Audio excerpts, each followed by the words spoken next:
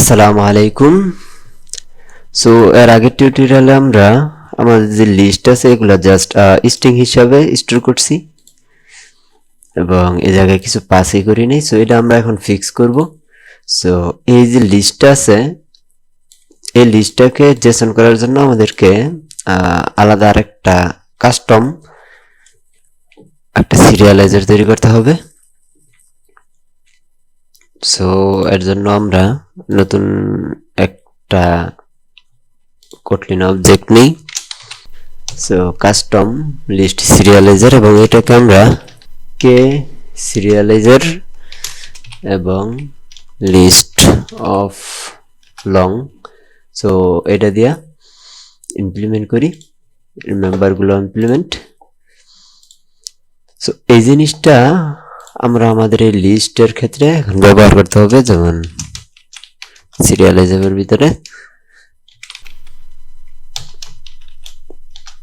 So আমরা এখন চাইলে লিস্ট আমাদের ইউজারের ভিতরে লিস্ট হিসেবে এটাও স্টোর করে রাখতে পারবো। সো এই জিনিসটা আমরা ইমপ্লিমেন্ট করি।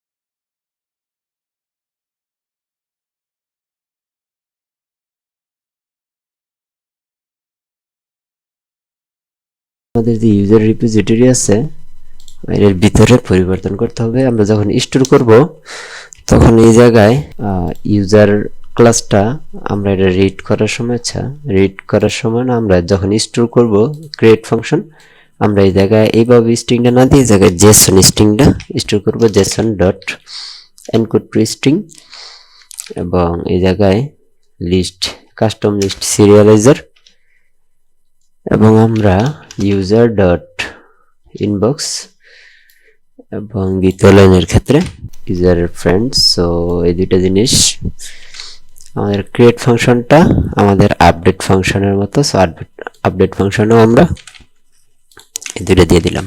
সো এটা তো হলো আমরা যখন ইউজারটা স্টোর করব বা আপডেট করব তখন আমরা জেসন স্ট্রিং এ রাখতেছি। আমরা যখন ইউজার থেকে গেট করব ডাটাবেস থেকে তখন আমাদেরকে করতে হবে, যেমন এই জায়গায় আমরা যা পাস করবো এটা হলো Jason dot decode from string, এবং এই জায়গায় আমরা কাস্টম সিরিয়ালাইজার এবং স্ট্রিং হিসাবে ইউজার্স ডট ইনবক্স। যদি আমরা ডুপ্লিকেট করি এবং এই জায়গায় user dot friends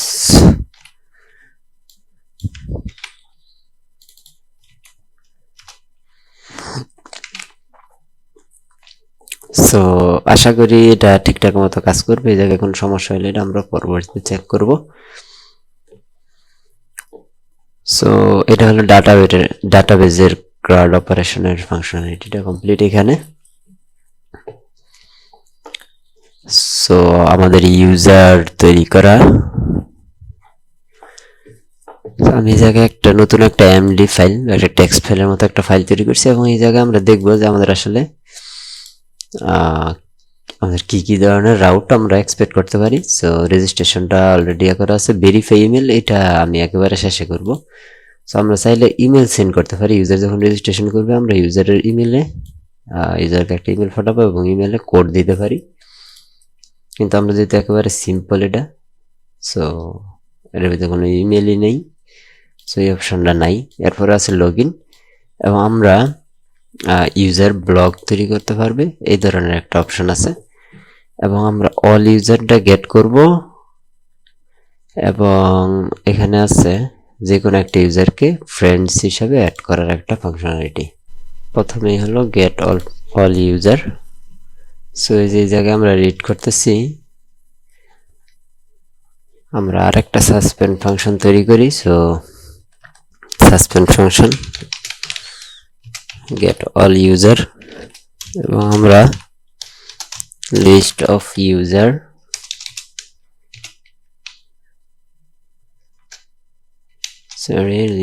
user return করব,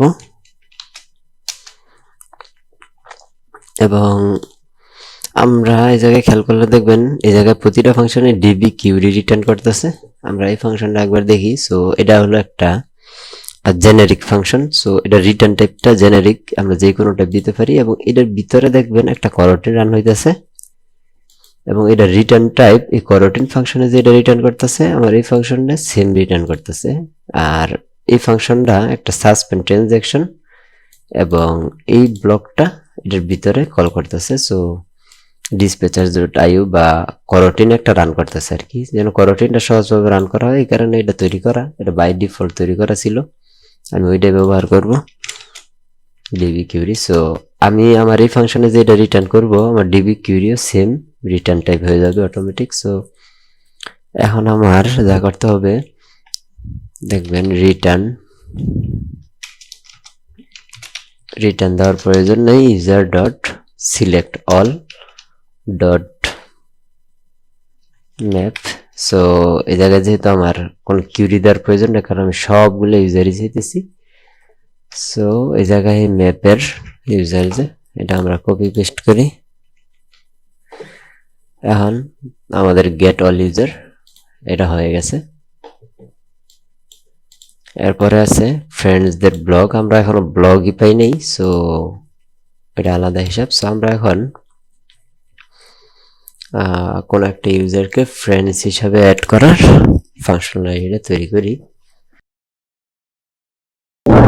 সো অ্যাকশন ফাংশনটার ভিতরে আমরা যেহেতু ফ্রেন্ডের সাথে রিলেটেড, সো আমরা যে ফ্রেন্ড এর আইডি নিবে, যে ইউজারটা ফ্রেন্ড হবে ওর আইডিটা নিবে, এবং প্রথমে আমরা যে ইউজারের ভিতরে আমরা ফ্রেন্ড অ্যাড করবো এই ইউজারটা আমাদের সার্চ করে নিতে হবে, কারণ এই ইউজারের যে লিস্টটা আমরা যে লিস্ট হিসেবে রাখছি ওটা আমাদের ক্রিয়েটিভ করতে হবে। সো এখন আমরা চেক করবো যে ইউজারটা আসলে আমরা পাইছি কিনা ঠিক মতো। সেই ইউজারটা যদি লাল না হয় এবং এই ফ্রেন্ডটা যদি অলরেডি এক্সিস্ট না করে তাহলে আমরা আর এই যে নিউ ফ্রেন্ড আছে ওটা অ্যাড করবো, এবং নিউ ফ্রেন্ডটা অ্যাড করা মানে আমি লিস্টের ভিতরে আমাকে নিউ ফ্রেন্ডের আইডিটা অ্যাড করে দেওয়া। সো এটা করার পরে আমাদের যে ফাংশনটা কমপ্লিট হয় তখন যদি আমরা আমাদের দেখতে পাচ্ছি যে আমরা যখন ফ্রেন্ড আইডি এবং ইউজার আইডিটা পাস করি ফাংশনের ভিতরে তখন আমরা আমাদের যে ফাংশনটা আছে এটা অ্যাড ফাংশন আর কি এটা কাজ করবে। সো এখন আমরা যদি কোনো একটা ইউজার আইডি এবং ফ্রেন্ড আইডি পাস করি তখন ওই ইউজারের ফ্রেন্ড লিস্টে আমরা আমাদের ফ্রেন্ডরা অ্যাড করতে পারবো।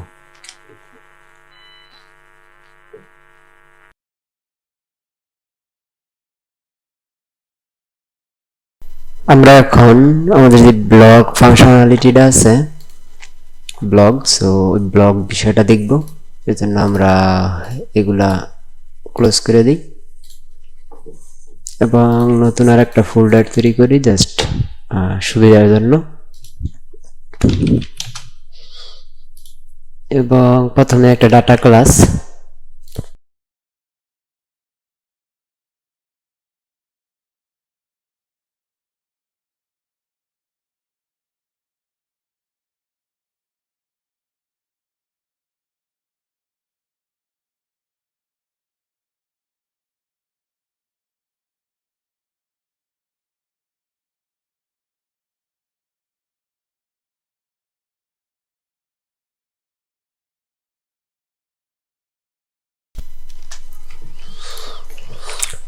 সো এটার কাজ শেষ। এখন আমাদের রিপোজিটরি ওই ক্লাসটা তৈরি করতে হবে, ব্লগ রিপোজিটরি। এটার কাজ হবে ব্লগের যে ডাটাবেজের কাজটা আছে ওইটা করা। সো ওইটা আমরা তৈরি করি।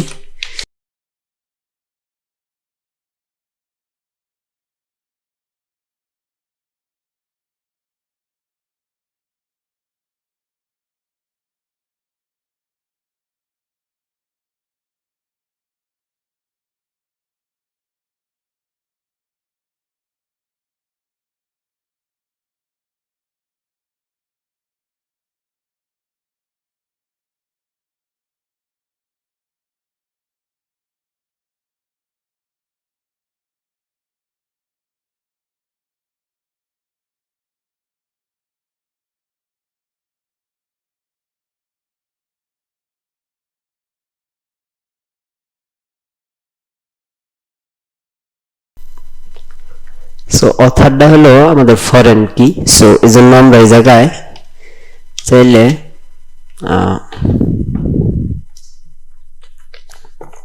এটা রেফারেন্স দিয়ে দিতে পারি যে এটা একটা ফরেন কি, এবং আমাদের ইউজারটা যখন ডিলিট হয়ে যাবে তখন আমাদের এই অথারটাও ডিলিট হয়ে যাবে।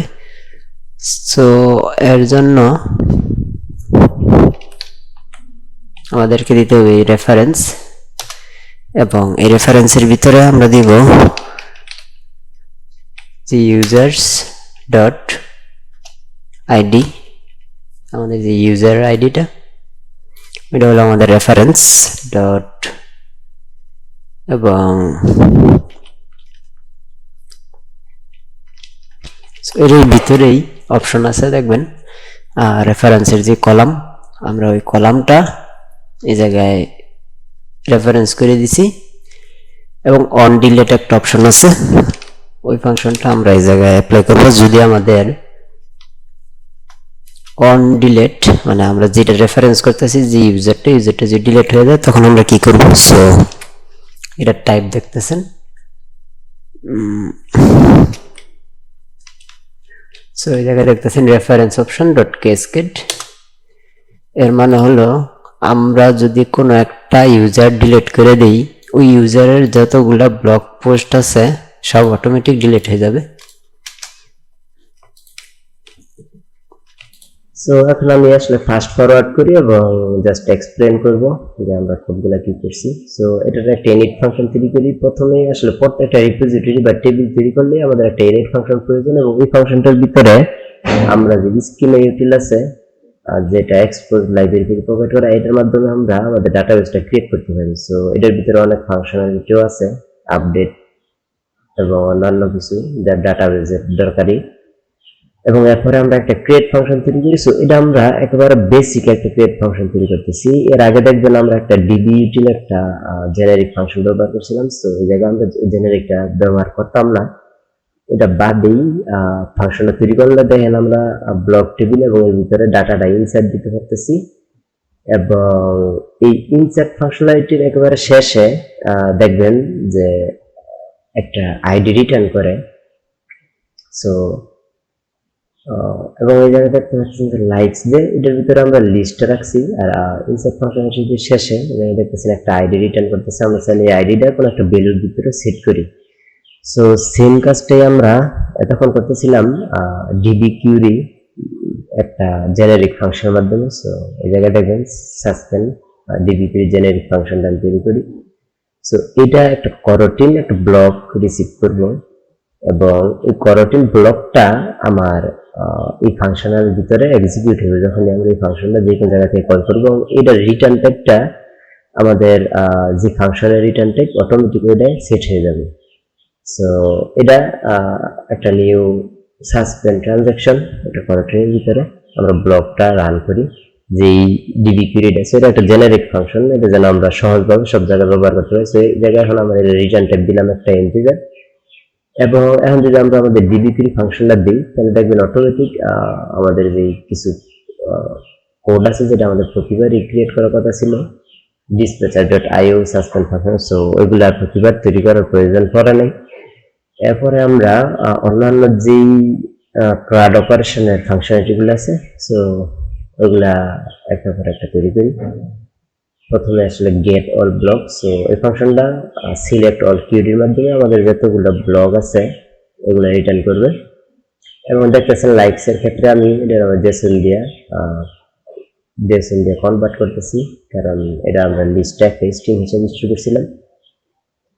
এখন আমরা যে ব্লগের যে লাইকস ফাংশনালিটি আছে, যে কোনো একটা ইউজার কোনো একটা ব্লগে লাইক করবে, সো এটা কিভাবে কাজ করে। সো এর জন্য একটা সিম্পল ফাংশন, আসলে লাইক ফাংশনটা রিয়েল ওয়ার্ল্ড এইভাবে হবে না, রিয়েল ওয়ার্ল্ড আমাদের রিলেশনাল ডাটাবেস তৈরি করতে হবে, এবং টেবিল রিলেশনের মাধ্যমে এটা ইয়ে করতে হবে। কারণ আপনার একটা স্ট্রিং এর ভিতরে যদি বিশাল বড় লিস্ট স্টোর করতে চান ওইটা আসলে পারফরমেন্স ফ্রেন্ডলি হয় না। এই কারণে এই বিষয়টা আমরা যখন রিয়েল ওয়ার্ল্ডে করতে গেলে আমাদেরকে এটা আলাদা একটা নতুন একটা টেবিল তৈরি করে রিলেশনাল ডাটাবেস তৈরি করে এটা ব্যবহার করতে হবে। বাট এই জায়গায় এক্সাম্পল হিসাবে সিম্পলি একটা লিস্ট এবং স্ট্রিং করে দেখানো হয়েছে। সো এই ফাংশনটা যা করতেছে আমরা চেক করতেছি যে লাইকের ভিতরে অলরেডি আমাদের যে ইউজার আইডিটা আছে কিনা সেম ব্লগের ভিতরে। সো প্রথম ব্লগটা আসলে নিতেছি এবং ব্লগের ভিতরে লাইক আছে কিনা আমরা চেক করছি এবং পরবর্তীতে আমরা আপডেট ফাংশনালিটিটা ব্যবহার করতেছি। সো আপডেট ফাংশনালিটি ব্যবহার করে আমরা এটা খুঁজে এটার ভিতরে আমরা যে লাইকটা আছে সো ওই লাইকটা ইয়ে করতেছি, কারণ আমাদের ব্লকটা আছে ব্লকটার ভিতরে নতুন একটা লাইক যোগ হবে, কারণ প্রথমে ব্লকটার ভিতরে 20 স্ট্রিং আইডি লিস্ট থাকবে লাইকসের ক্ষেত্রে এবং পরবর্তীতে আমরা ওই লিস্টটা ব্লকটা কমপ্লিট ব্লকটা আপডেট করে করে আমরা আমাদের যে লিস্ট আছে ওই লিস্টের ভিতরে আমাদের যে লাইকসটা অ্যাড করে দিচ্ছি। ট্রু ফলস রিটার্ন করতেছি এই জায়গায়, যদি লাইকটা সাকসেস হয় ট্রু রিটার্ন করবে।